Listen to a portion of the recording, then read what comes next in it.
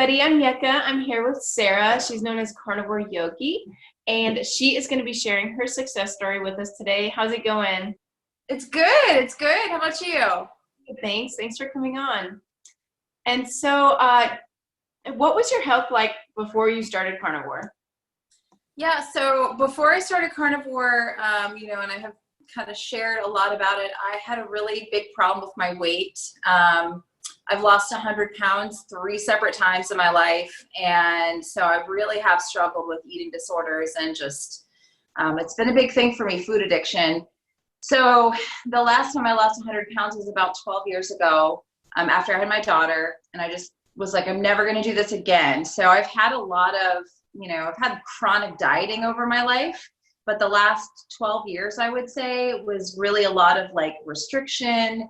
I tried doing vegan, vegetarian, paleo, like you name it. I've tried it. Cabbage soup diet, cleansing, like just like drive yourself insane, just trying to manage my weight. And so all of that, I think, started to really wreak havoc on my body, and my stress levels were really high. My daughter is a non-speaking autistic, so she has pretty severe autism, and it's very stressful. So I was kind of tanked out at the end of 2018. I went to the doctor. My labs were pretty suboptimal. She did an ultrasound, and it showed ovarian cysts. I had a lot of cysts because I was having a lot of painful cycles at the time. And I was really worried that I was going to have a rupture, because when I would get my cycle, I would almost just have to stay home the first couple of days because it was so severe and so painful. I couldn't leave the house. So I was really worried about a rupture. She wanted to put me on birth control. We did a bunch of blood tests. She said, you're insulin resistant, you have PCOS. So I was diagnosed formally with that. And, I just was exhausted all the time. And I would eat, just a little too much and gain a ton of weight. So my inflammation was so out of control. I had a lot of bloating, a lot of digestive issues, because what I was trying to do, over all the years of dieting and research I had done, what I thought was the best thing to do was eat a ton of greens, tons of, superfoods, lots of vegetables, and just a small amount of meat. That's what, if you look out there and you want to see what's supposedly the healthiest thing to do, that's what a lot of us are being told, to avoid meat or just eat a very small amount of meat and eat lots of plants. And that was causing me a ton of issues, digestive issues. You name it. It was just bad news. I had to basically quit doing yoga for a little while because my joints were hurting so bad.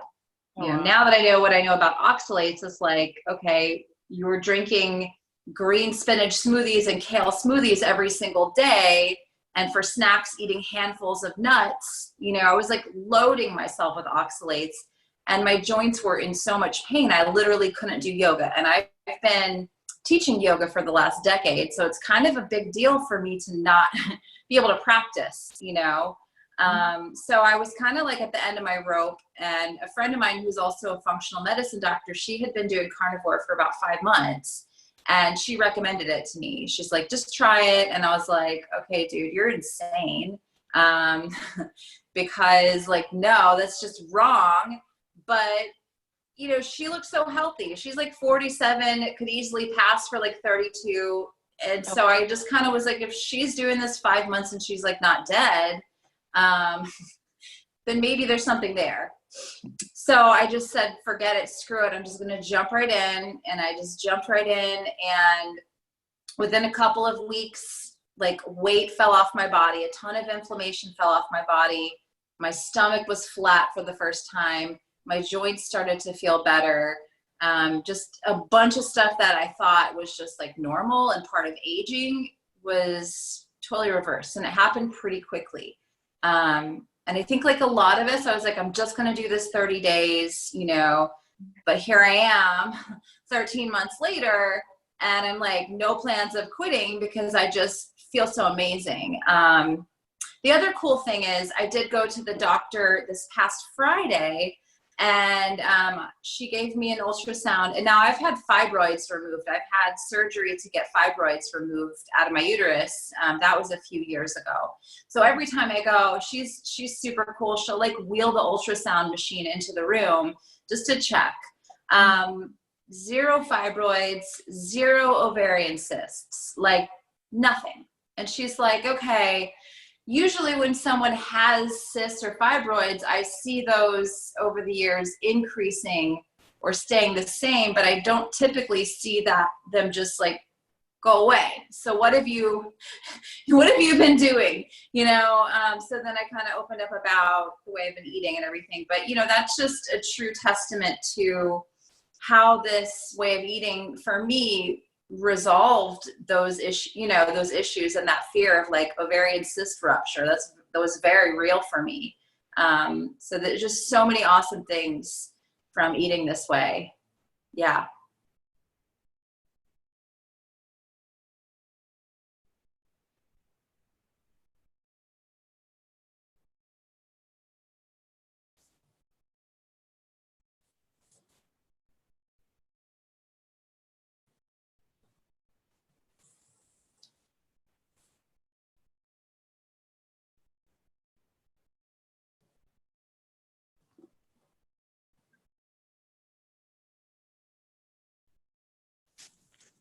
You there? Hey, sorry about that. It froze.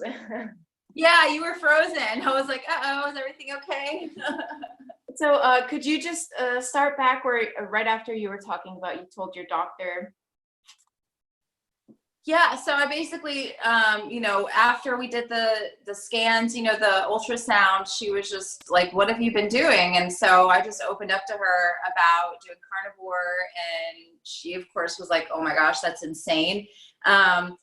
So I actually got a ton of blood work run that day too, and I just got it back this morning, and of course, everything's like my CRP score is 0.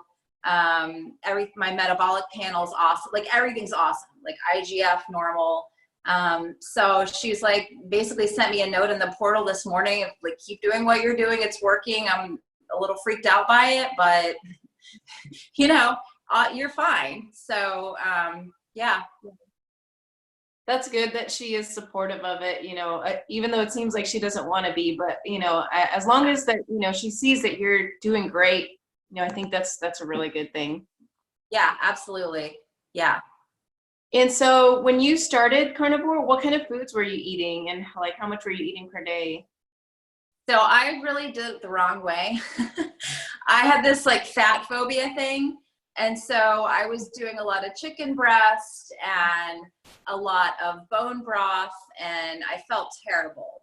So it took me a little bit to start adding the red meat in and being okay with adding the red meat. So now what I eat is totally different than what I ate when I first began. Now I'm like okay with sitting down and eating a pound of like beef. Back then that was like terrifying to me. So it did take me some time, and I probably felt like crap longer than I needed to because of my like fear of eating red meat,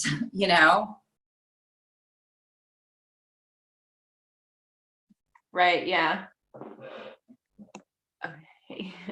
Yeah, that's cool. That's good that you figured out though, that the red meat is better than the chicken. Oh yeah, for sure. I don't touch chicken now. Like I think Sean Baker did the video, it said like chicken is a weak bird. Recently I watched that one. I'm like, yeah, it's not ideal if you're trying to do carnivore to eat chicken. Yeah. Nowadays, mostly I use chicken more like as a side dish, or I'll make like chicken bread with it or something like that. Like exactly, not as a main course. Yeah, cool. Yeah, I have a similar story. Like I tried all those similar diets too that you were saying, like the cabbage soup diet and all this Oh stuff. my God, awful.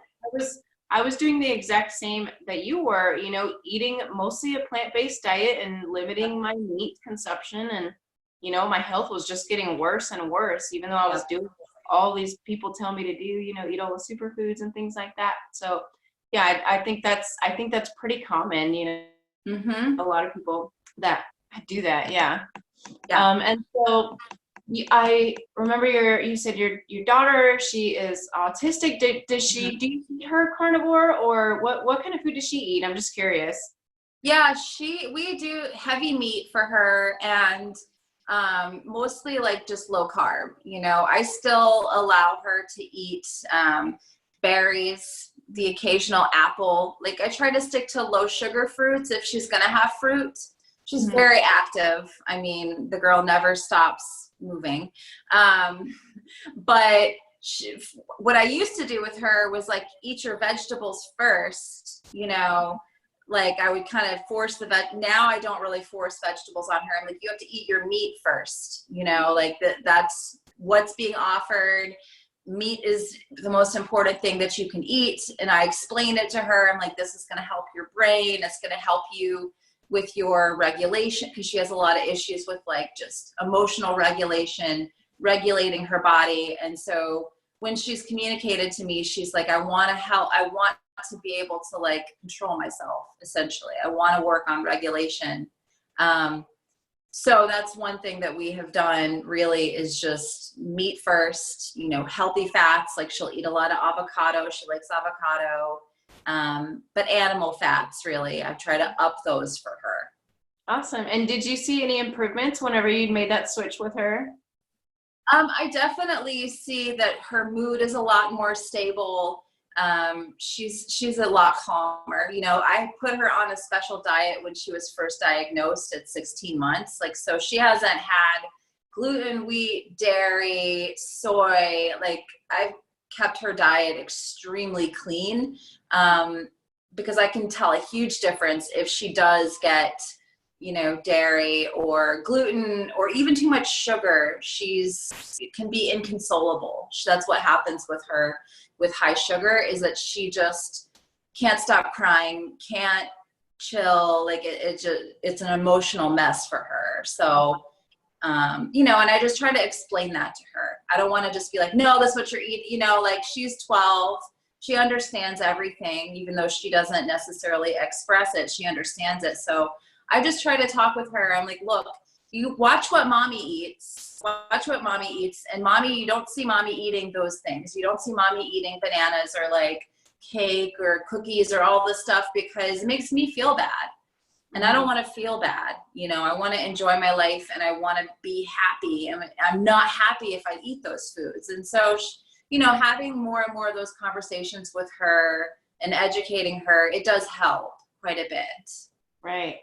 Yeah, and she seems extremely smart too. I remember you posting a little while ago about how she knows how to spell and write on a little machine. Oh yeah, she just released her very own YouTube channel, and it's her on the letterboards spelling. Because yeah, she's brilliant. Like the stuff that's in there is like, what? You're only 12? Yeah, she's super, super smart, but you know, she just doesn't have good. She has really severe autism, you know, so she's not able to express herself, and her body, she says her body is unreliable. So her body does things, she says, without permission from her mind. So it's very challenging. That's crazy.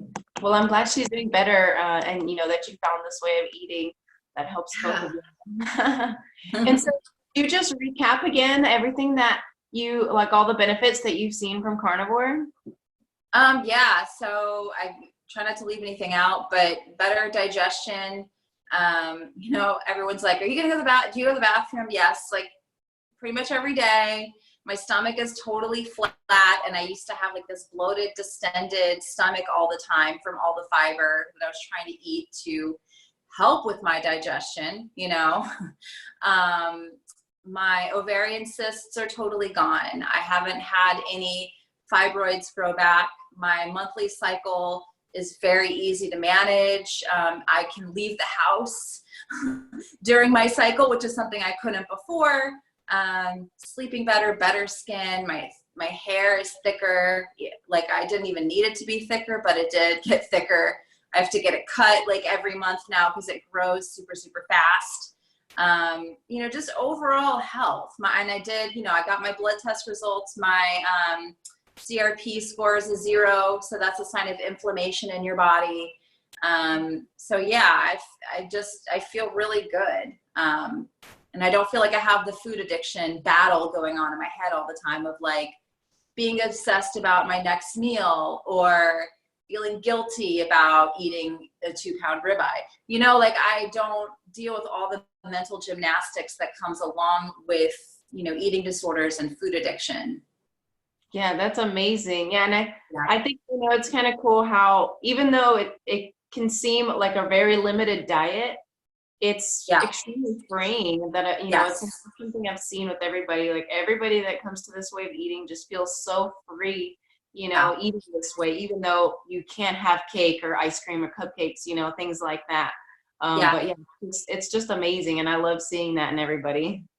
Yeah, it's like, like I tell my daughter, when I have cake, like I feel bad. And then I start being obsessed with cake, or what else I'm going to eat. It's never just like one piece of cake and enjoy it. Like, I wish I could do that. I wish I could just have a piece of cake and enjoy it. But it's like that one piece of cake could turn into like later on that day, what else can I eat? And then like the next day, what can I eat? And then like the whole month, or like, God knows how long that vicious cycle is going to go on in my head from like the one piece of cake. So to me, that feels restrictive, that feels very restrictive. It's very freeing just to be like, oh, I just don't even want to eat that. I don't even want to mess with it. Eat my meat, feel satisfied, and go on with my life and not think about food all the time, Mm-hmm. Yeah, definitely. I totally agree. Yeah. Awesome. Well, thanks so much for sharing your story. I really appreciate it, Sarah. Yeah, you're so welcome. Thank you for asking